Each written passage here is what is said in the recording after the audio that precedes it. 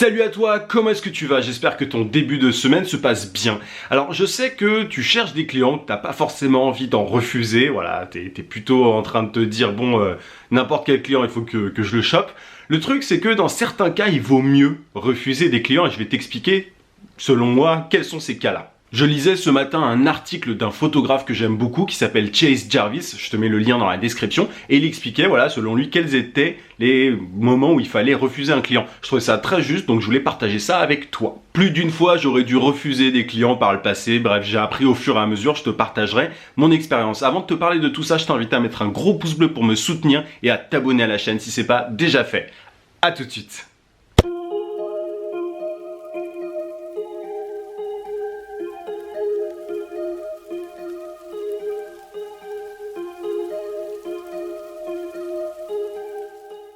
Alors ça peut peut-être te paraître étonnant, mais dans certains cas, il vaut mieux que tu dises non à certains projets, que tu refuses des clients. Alors pour savoir un petit peu quel projet refuser, il faut prendre en compte trois choses. L'argent, qu'on va te payer d'abord, évidemment. Ensuite, il y a le portfolio. Tu sais qu'il y a pas mal de freelances qui ont des portfolios, des graphistes, des web designers, des rédacteurs, etc. pour montrer un petit peu leurs anciens travaux à des clients potentiels, pour montrer en gros ce qu'ils valent. Et la dernière chose à prendre en compte, ce sont les relations professionnelles avec tes clients potentiels. Dans l'article de Chase Jarvis dont je te parlais, il te dit en gros qu'il ne faut pas que tu acceptes un projet seulement pour l'argent, seulement pour améliorer ton portfolio ou seulement pour réseauter. Il ne faut pas que tu prennes chacun de ces éléments de manière séparée.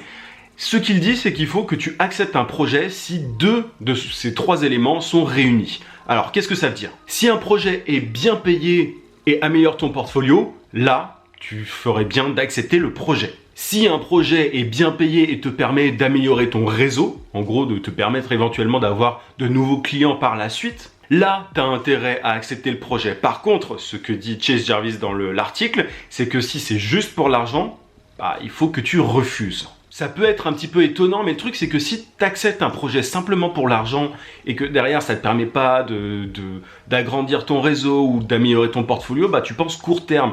Et à court terme, l'argent c'est bien, mais ça veut dire que ça ne va pas te permettre de faire grossir ton business, ça va pas te permettre d'avoir plus de clients, etc. Alors après, attention, selon moi, ça dépend quand même de la somme, tu vois, si derrière on te promet 3000 balles par mois pour un truc, bon, j'ai envie de te dire, accepte quoi, faut pas non plus faire le fou. Mais voilà, dans certains cas, il faut quand même pondérer un petit peu et se dire, bon, si ça améliore pas mon portfolio, si ça me permet pas derrière, voilà, d'avoir de bonnes relations avec de nouvelles personnes et tout, est-ce qu'il faut que j'accepte? Et en général, il vaut mieux dire non. Après, encore une fois, ça dépend de la somme, évidemment. Bon, ensuite, tu vois, le principe, c'est le même. Si c'est juste pour améliorer ton portfolio, il vaut mieux que tu refuses.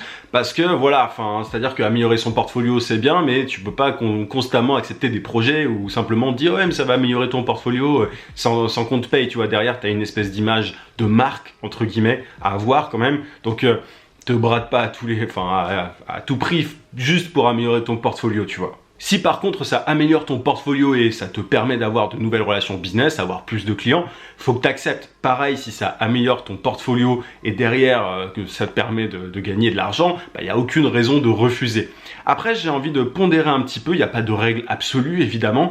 Si le projet est un projet de fou, un projet de malade qui te permet d'améliorer de manière vraiment importante ton portfolio, tu vas pas refuser, tu vois. Si c'est Apple, Apple il te payerait normalement, mais si c'est Apple et que par exemple que tu es graphiste et que j'en sais rien, que tu dois refaire leur nouveau logo, bref, dans tes rêves, tu vois, il n'y a pas de raison en fait que tu refuses, parce que ça va vraiment derrière te permettre d'avoir un nom, etc. Donc évidemment il faut que tu saches un petit peu pondérer le truc, tu vois, il y a pas de règle absolue. Vraiment, dis-toi, en tout cas, il faut vraiment que ça améliore de manière vraiment conséquente ton portfolio pour que tu acceptes. Mais sinon, voilà, essaye d'obéir à cette règle. Et enfin, si un projet te permet d'améliorer d'agrandir ton réseau, en gros, voilà, avoir plus d'opportunités, essaye d'éviter si c'est juste pour ça, tu vois. Et à un moment, t'as souvent des clients qui font ça, qui jouent le jeu, tiens, on te donne ce projet-là, bon, on peut pas te payer, mais ça va te rapporter plein d'autres clients. Enfin, ça, c'est souvent de grosses conneries, donc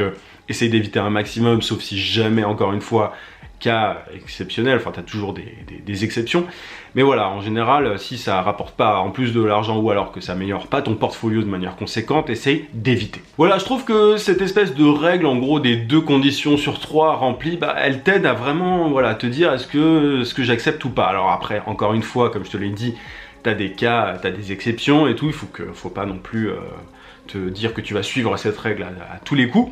Mais le truc c'est que je vois beaucoup trop souvent des freelances, voilà, et des abonnés notamment, qui derrière sont prêts à accepter vraiment n'importe quoi. Souvent ils se disent ah bah c'est mon premier client, du coup je vais l'accepter, peu importe le prix et tout. Sauf qu'il y a un moment, si tu commences bas, encore une fois, là je parle de l'aspect argent, si tu commences bas tes prix, si tu es prêt à accepter n'importe quoi, bah tu vas pas aller très très haut, tu vois. Il y a un moment en fait, il faut que tu te dises, quand tu es freelance, tu es une espèce de marque, tu as une image de marque à avoir, et si tu commences à avoir des prix bas, bah, imagine que ton client actuel te recommande à quelqu'un d'autre, bah, tu pourras pas dire à cette autre personne, ah bah tiens par contre mon prix avec toi il est de temps, tu vois. Donc il faut avoir une espèce de cohérence. Une cohérence de marque si tu veux, tu vois, enfin une espèce de, voilà, c'est ce qu'on appelle le branding en fait, voilà, il y a le branding, j'y reviendrai sans doute plus tard, mais voilà, quand tu es freelance, en fait, tu es ta propre marque, entre guillemets.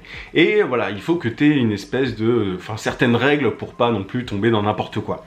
Et je veux vraiment que tu apprennes à refuser des clients. C'est dur, moi j'aurais dû, au début, parfois refuser des clients et je l'ai pas fait. Et le truc, c'est que je me suis retrouvé plusieurs fois dans des situations où je me disais, ah mince, il faut que j'arrête au bout d'un mois, tu vois, après 1 mois avec un client.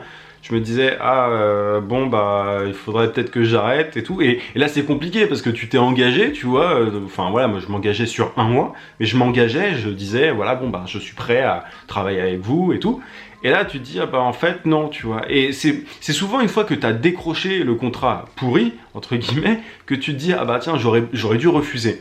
Et c'est souvent quand t'as pas le client encore que tu te dis ah, il faut absolument que je l'ai. Donc tu vois, il faut vraiment que tu sois que tu n'acceptes pas tout à tout prix, parce que tu risques de le regretter par la suite. Tu vois, par exemple, si un projet, je sais pas, améliore ton portfolio simplement, mais derrière ça te prend énormément de temps et derrière bah, tu es obligé de refuser d'autres clients qui pour le coup te payaient et remplissaient plus de conditions simplement parce que tu manques de temps, bah c'est vraiment dommage, tu vois. Donc apprends à refuser, c'est vraiment important. Et tu vois, bon, moi j'avais accepté de bosser avec un groupe de musique notamment qui était super cool et tout, tu vois, c'était sympa, mais le truc c'est que c'était pas bien payé et ça améliorait pas forcément mon portfolio. Donc bah voilà, il y a un moment, j'ai arrêté de travailler avec eux, tu vois, ils ont compris le problème parce que ils savaient que voilà, ils n'avaient pas énormément de moyens et tout.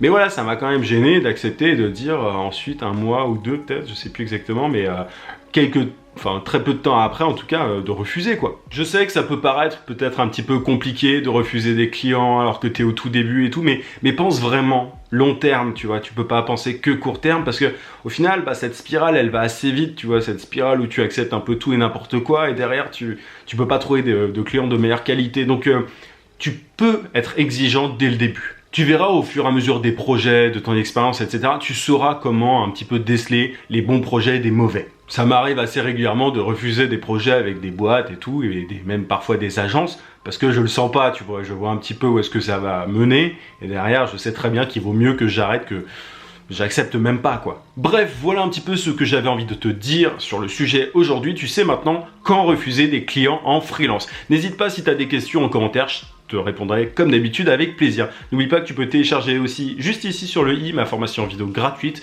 pour trouver des clients rapidement en freelance. Je te souhaite une très bonne soirée, je te dis à demain 18 h comme d'habitude. N'oublie pas, vie sans limite. À plus.